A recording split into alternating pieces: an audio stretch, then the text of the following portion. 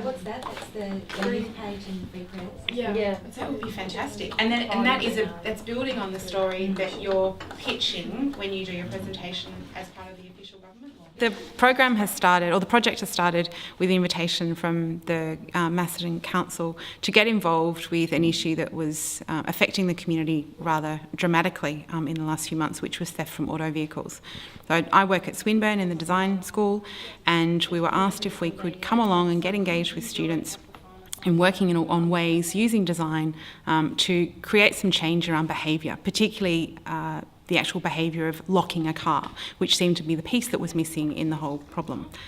There's lots of theft from auto vehicles, and it's mainly linked to people just not locking their car and making it too easy for someone to steal something. So we set up a program that's based around the design process that we teach at Swinburne University, and also drawing on the principles of design thinking and co-creation and participatory design. So the idea has been to bring the students into the process and not only allow them to be part of the design process, but be part of the overall creative process and the strategy planning process for what it is that we do. So we've started with a rather large brainstorming session. We've been through some ideation. We also started the project, of course, with a session which was information gathering and problem solving. And then we've moved through various stages of creative development. We've had various iterations of design, from logotype and visual images and use of graphics. And then we've moved through to this point now where we're talking about what we're actually going to be producing. So we've got concepts together for a logotype, we've got concepts together for the visual language that will support the communication. And the students have been amazing, and so creative, so rich and full of really different ideas, but also an amazingly talented group of people who get on really well together and obviously like sharing their work and sharing their ideas. It's been a fantastic collaboration between the council and the local police, as well as Gisborne Secondary College. So it's an absolute pleasure to come up and be part of this.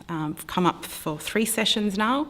We started in the first week with about 56, 57 students in a large open table, open discussion session, which is when we looked at reframing the problem. So understanding that the problem was around theft from auto vehicles.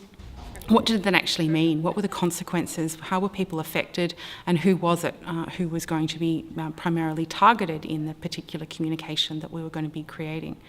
We then moved into a session where the students were able to generate lots of ideas about how we might address the problem. So it wasn't necessarily about a particular design style or a particular design approach, but more about ways to connect with people and get a message through.